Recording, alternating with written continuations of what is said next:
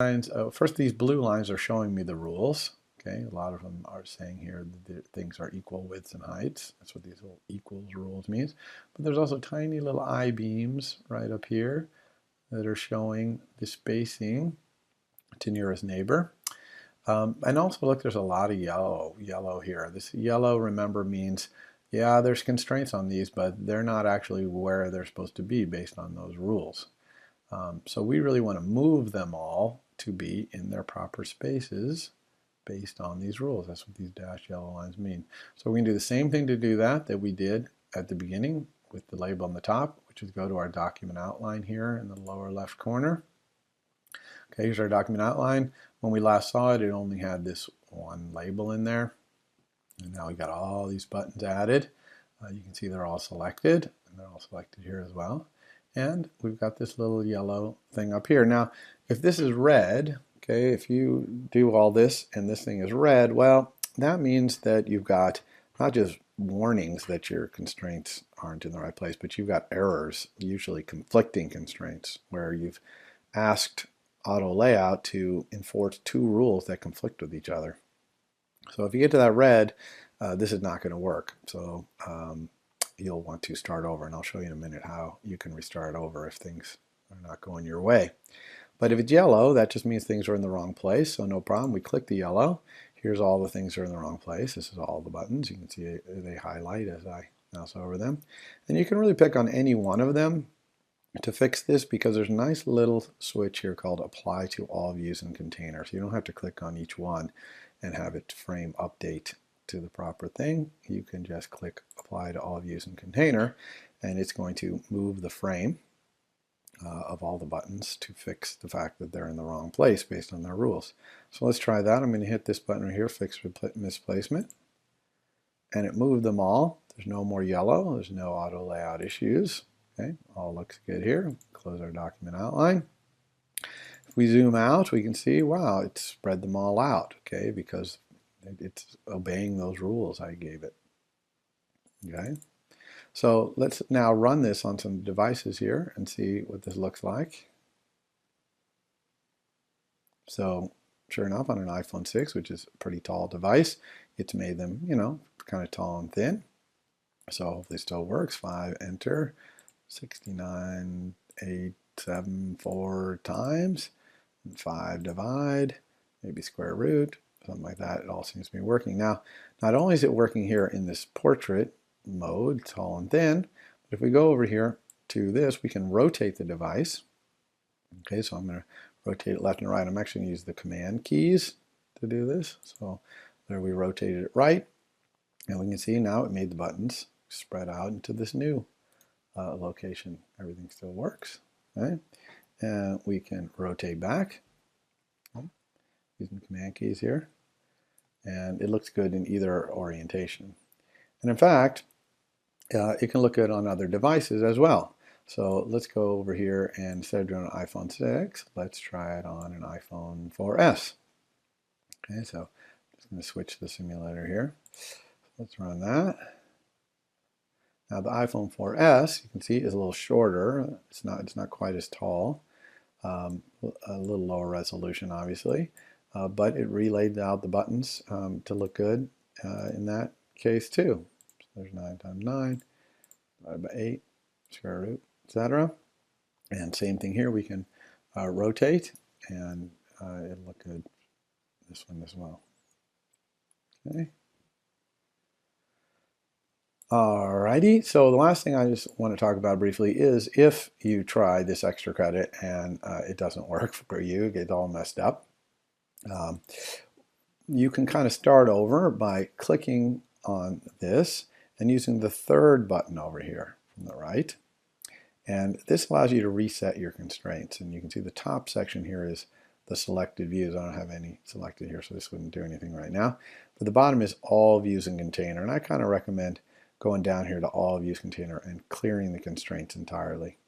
Reset to suggested constraints are going to try and make some sense of your dashed lines, but if it's not working, your dashed lines are off anyway.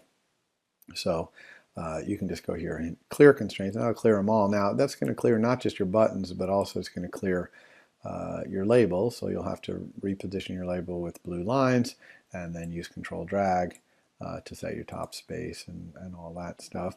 You know, if your buttons are really huge, they got really huge, but they're not in the right place, you can actually change the size of all your buttons in the utilities window. If you go to the size inspector right here, that's this one, you can actually type in the width and heights you want the buttons to be. You can make them smaller again, which, you know, maybe 64 by 64. That might make them easier to re-drag them into position so that the blue lines are working. And don't forget the very important, the blue line dragging, which is you want to take the whole grid and drag it so that it's sitting underneath your label. If you have a problem dragging the whole grid underneath your label, sometimes it's a good idea. Clear all your constraints, kind of move your buttons out of the way, just kind of move them down to the bottom here. And then just for your label, do reset to suggested constraints. This top one, selected views, reset suggested constraints. Because that will work for the label if you move it into position, as long as the buttons aren't too close and it thinks that you know, those buttons are near neighbors or something. And sometimes resetting it to suggested constraints will make it so that that bottom edge of your UI label will be attainable when you drag your buttons into position. But again, not to worry too much about this auto layout stuff. It's extra credit in assignment 1. It's not going to be extra credit in assignment 2. So you're eventually going to have to do it, and I'm going to be giving a big lecture on this in a couple weeks on auto layout too, because really I've only just shown you just kind of what it can do. I haven't really taught you how to do auto layout in particular. But auto layout is very important because, you know, we work in the square area and we want our UIs to work on all kinds of different devices. So that's why we're starting off from the very start with some experience with it. All right, so that is it. Now, later today, in this lecture, I'm going to give you a talk about this design paradigm called Model View Controller. And we actually designed our calculator kind of poorly because all of this code here is really nothing to do with UI. This is all calculator brain, calculator engine code. And this really wants to be in a different object, and that's what MVC is all about. And so I'll give a little talk about MVC later today, and then on Monday we're going to fix our calculator to obey MVC and be a proper citizen in the iOS world where all apps need to obey Model View Controller paradigm. So let's try and understand, half of you said that you already know MVC or you've seen it somewhere else, so this is going to be mostly a review, but the other half of you, this will hopefully give you an idea of what MVC is all about. So MVC is basically a mechanism where we divide up all the objects in our application into one of these 3 camps, okay? So the 3 camps, on the left there you see the model. So the model camp is going to be all the objects that are what your application does. So for our calculator, it calculates, okay? That's what it does. So all the parts where we're doing perform operation and all that stuff, that's all kind of calculator stuff. That should be in a calculator object somewhere else. It shouldn't be in our controller, okay? And then the second camp is the controller. So the controller controls how the model is presented on screen. And the view is the minions, the classes that the controller is going to use, kind of like the building blocks, the Lincoln logs. I don't know, maybe that's before all of your time, but you know, the things we're going to do to build our UI, we're going to use in the view. So the stuff that's in the view is pretty generic, okay, generic UI elements. The stuff in the controller is very specific to how your UI works, and the stuff in the model is completely independent of how your UI works, okay? So doing MVC right is about knowing where things go, but also about how to communicate between these 3 camps. And so I'm going to try and summarize how the communication works between these camps. And I've used road markings. You see the double yellow line and then the dashed white line. So that's like you're driving in your car. Try to use them as I have an image for how this communication happens, where it's allowed, where it's not allowed. Okay? So let's talk about the controller talking to the model. Okay? Well, going from that side of the road over to the model side is a dashed white line. In other words, you can head right across there. Probably want to look before you go, but you can go right across, okay? The controller has to know everything about the model, and it has to have complete ability to talk to the model, use its public API as much as it wants, because the controller's job is to present the model to the user using its view as its minions. So it has to have this access. So that's full unrestricted access the controller has talking to the model. This is a one-way error, one-way arrow from the controller to the model. And similarly, from the controller to the view is also unlimited communication, because the controller is responsible for using its own minions. The view is the controller's minions to lay out the user interface and all that stuff. So the controller can do anything it wants. I've put that little green word outlet up there because when we have a property of a controller that points into the view, we call it an outlet. Okay, and you're going to see that in the demo on Wednesday. I'm going to say, oh, let's create an outlet from our controller to our view so our controller can talk to its view. All right?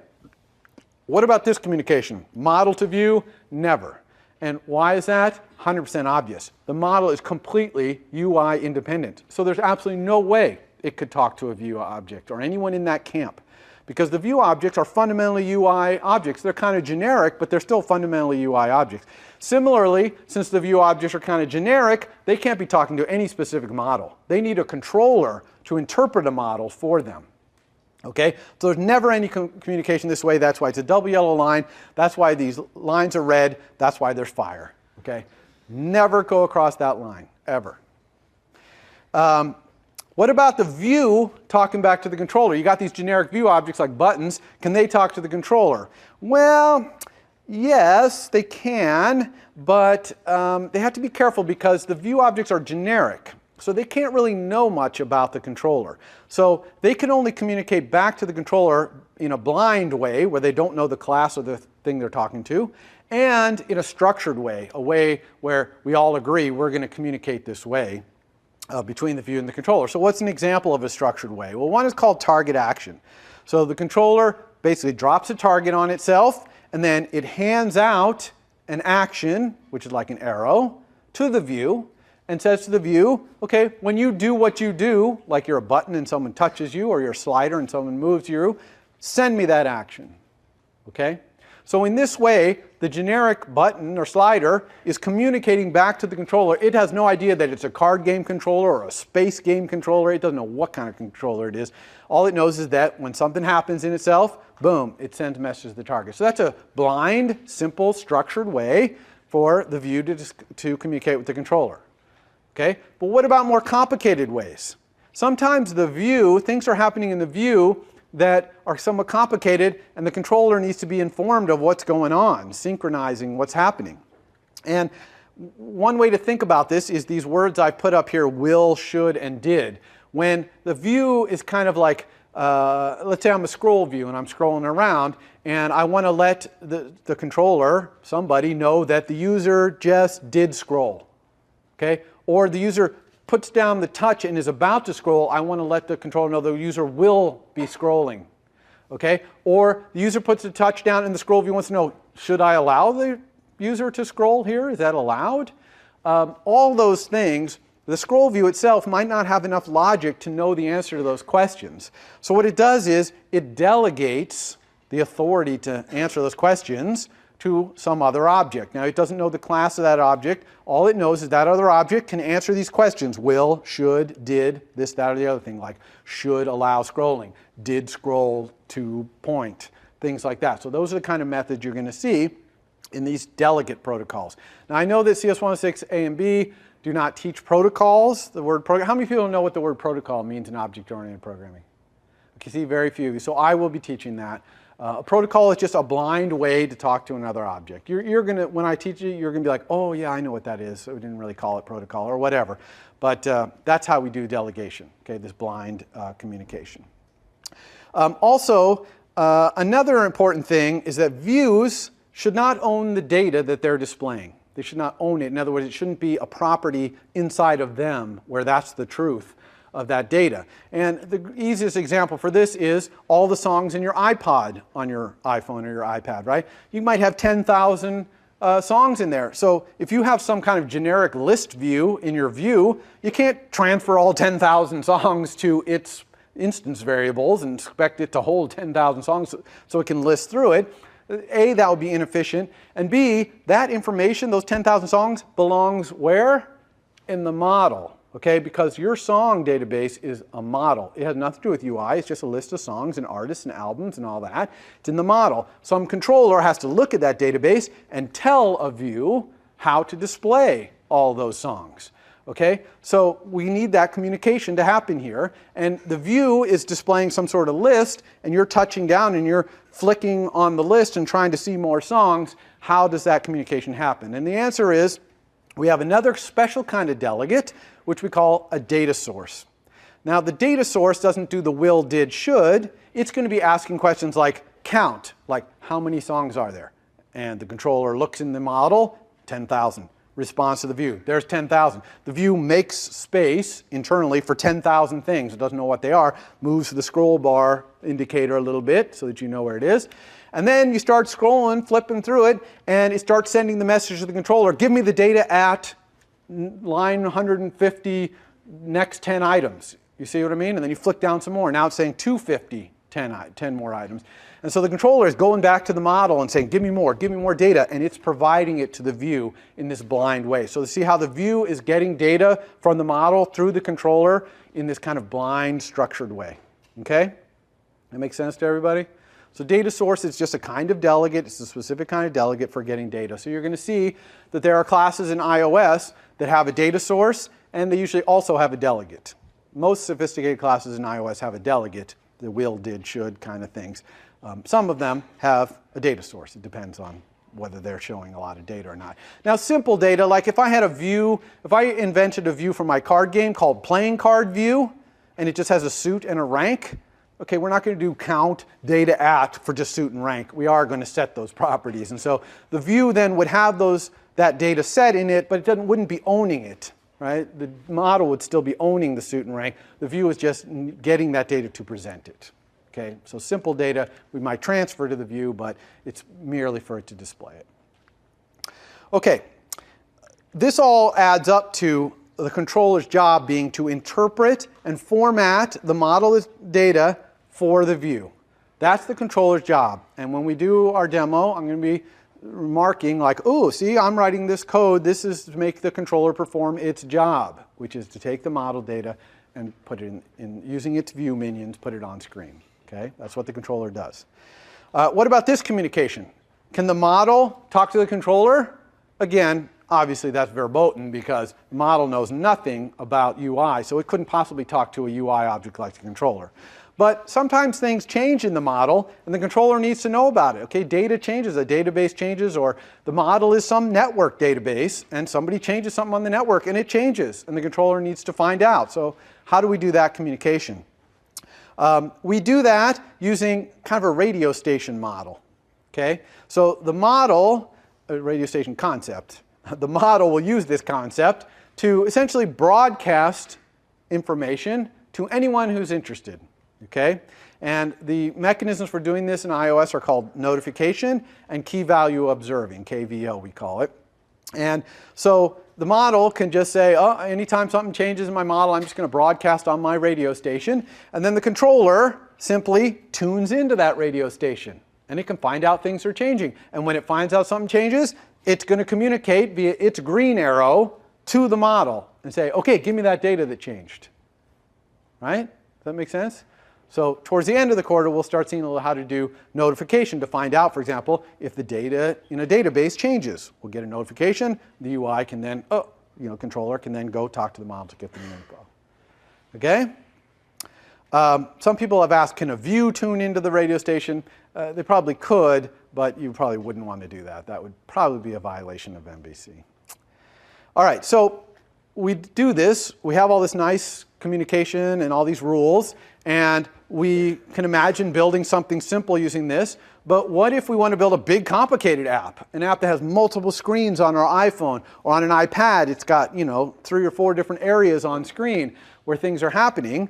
How do we do that? Well, we're essentially going to combine multiple MVCs, okay? Because an MVC can use as part of its view another MVC, okay? So an MVC, an entire MVC, can be one of the minions of some bigger MVC. Okay? And by doing that and cascading it down, we can build more and more complicated applications. So an example of this is you might have your calendar app, and it's showing you the entire year. And you click on a month, and now it shows you a month view. Well, a month view looks a lot different than a year view. A month view just has all the days and maybe some circle that tells you where you have an appointment on a day. And then maybe you click on a day, and now you get a day view.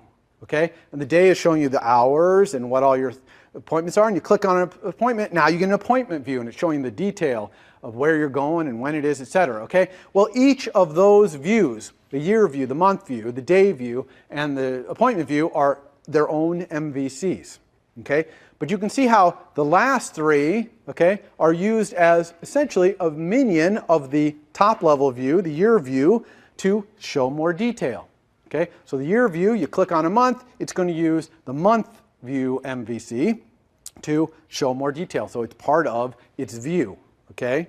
So you see this also in iOS with tab bar controllers, right? You have the tab bar at the bottom might have 4 or 5 things you can choose. Well, there's some MVC at the top whose has 4 pointers to 4 minions, which are the 4 MVCs that are each going to appear in a tab bar. Okay? And we'll be doing that, for example, in assignment number 2 or 3, where we'll be making a tab bar, and you're going to have to do multiple MVCs. Okay? So that basically results in a picture that looks kind of like this. All right? Where you got this MVC, and you see the purple one that's like underneath the word together there, and it points to 3 other MVCs outside of its view thing. Okay? That's how we're going to build. So that might be a tab bar controller, and those might be the 3 tabs. Okay? And each one is its own little MVC, completely independent, operates on its own, doesn't even know. It's a generic, usable, reusable view-like thing at this point. Doesn't even know that it's in a tab bar. Okay? It just knows it's supposed to do whatever it does. And so it's modular in that way.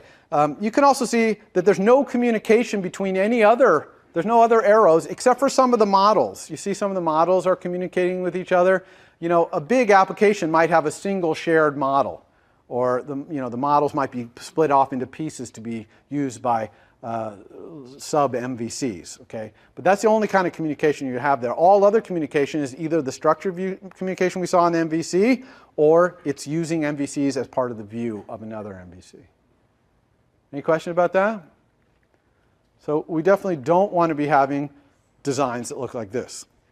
Okay? Where everybody's talking to everybody, we can't tell who's talking to what. It's just impossible to debug a program like this, and it doesn't scale. You can't build really big programs this way. It just becomes impossible to know how touching anything would break everything, right? So we're definitely not going to be doing that.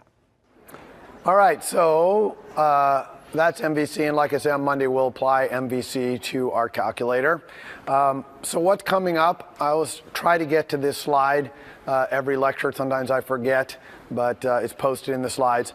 It says tomorrow is Friday. No, day after tomorrow is Friday. And people who are watching on iTunes U, these Friday sections will not be on iTunes U, so don't go looking for them. Only the normal Monday, Wednesday lectures will be on iTunes U.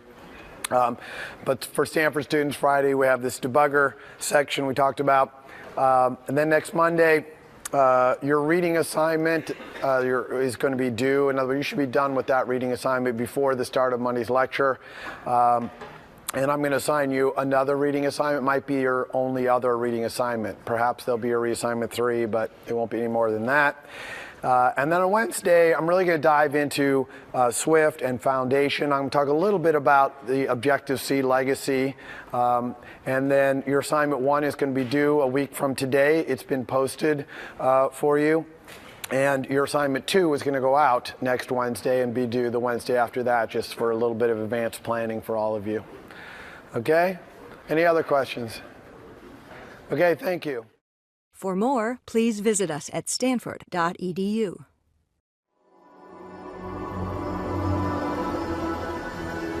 Stanford University. Okay, well, welcome to CS 193P, Winter 2015. This is lecture number 3. This is going to be all demo today. My voice is mostly recovered from last week, not 100% as you can tell, but it's getting there. So what we're going to be doing today is a demo. We're going to extend our calculator a little bit. We're going to make it more powerful. But more importantly, we're going to have it obey this MVC design paradigm. Okay? So it's a pretty good example of showing how we're going to separate the stuff into the camps here. And I'm going to cover a bunch of other things, language features and stuff, as I always do. That's really the primary goal of these first 3 lectures worth of demos. It's just for you to see it in action, because you can read all you want about Swift or about iOS, but until you actually see it turning into an app, it's not real. So I'm just trying to make it real for you. I'm going to go to my last slide, because once I go to the demo, I'll forget to come back, which is just what's coming up in this class. On Wednesday, it's going to be no demo. It's going to be all slides. It's going to be one of the few lectures where it's all slides. But what I'm going to try to do on Wednesday is give you the highlights of all this reading that you're doing, okay? Because you're reading a lot of stuff, and it's sometimes hard to tell what's really important in there and what's not. So I'm going to kind of give you the highlights, and so you can get an idea of what's important. And then I'm also going to start talking about some of the foundation layer API in iOS. That's the non-user interface layer, basically, and kind of what some of the classes are in there. And then also just a little bit of how we use the language features of Swift and Foundation in iOS, so that you kind of get it's kind of your, next Wednesday's lecture, this is going to be your baseline lecture. It's going to kind of get you grounded in how to do all this stuff. And then next week, we'll start diving in to building more sophisticated iOS applications. Okay, I know this is kind of a whirlwind first 2 weeks. You're learning a new language, a whole new system, but hopefully by the end of this week and the end of your second assignment, which will go out on Wednesday, you'll be pretty confident that you at least have a solid ground foundation to build from. No pun intended there. There's a holiday weekend this weekend. No Friday section and no class on Monday, and so we'll resume next Wednesday. And the primary thing I'm going to do the next Wednesday, not the day after tomorrow, but the next Wednesday, is talk a little more about auto layout, because you've only just seen kind of a glimpse of auto layout so far, and I haven't even really told you how to do auto layout, and so you're kind of just fumbling around and kind of trying to reproduce what I do. So next Wednesday we'll talk about how to really do auto layout and all that. Okay, any questions before I dive into this demo? Hopefully my voice will hold out. I can already hear it starting to not hold out, but we will see. All right, so I'm going to just go to Xcode here, launch Xcode, and we're going to leave off right where we were last time in the calculator. Here it is right here. And so here's our UI. Hopefully you recognize that and you just did your homework, I hope. And here is this area that I selected at the end, which is this area that's really this is not about how the calculator gets presented on screen. This blue area is about how the calculator is a calculator. Okay, this is where all our calculations are. And this blue area really shouldn't be in this class, this view controller class, because this is the C of our MVC, okay? In our MVC, this is the C, this is the V, the view. These are the minions that this controller is using. And today we're going to create the M, okay, the model. The model is going to be what our application is, which is it's a calculator, okay? We're also going to enhance our calculator. The primary new feature we're going to give our calculator is that our calculator's model is going to remember every operand and operation you ever ask it to do, okay? So right now, as we do operations, we consume all the operands, okay? They consume, they're gone. So in this case, we're going to actually collect all the operations and operands in a stack, and then we can ask the model to evaluate that stack of operations and operands at any time we want. And the reason we're adding that ability is because of your homework, assignment number 2. You're going to add 2 major features where having all the operands and operations in a stack is going to be really valuable to you. So you'll be starting your second homework with what I do today, because you'll need this capability to do what I asked you there. Okay, and I'll talk about that at the end. If I forget to talk about that, remind me. Say, tell us about assignment 2. Okay, so how do we create a new class? Because we're going to put our model Okay, the calculator kind of gets its guts in a different class. So how do we create a new class? In Xcode, we do that up here from the File menu. We go New File. So you're going to do File menu, New File for a lot of different things you're going to add to your project, not even just new classes or whatever, but when you click that, you're going to see there's a lot of different things you could add. And we're in iOS, so you're going to click on this iOS thing at the top, and we want to add a source file. And over here, we're going to be doing this later in the quarter. This is how we basically add subclasses of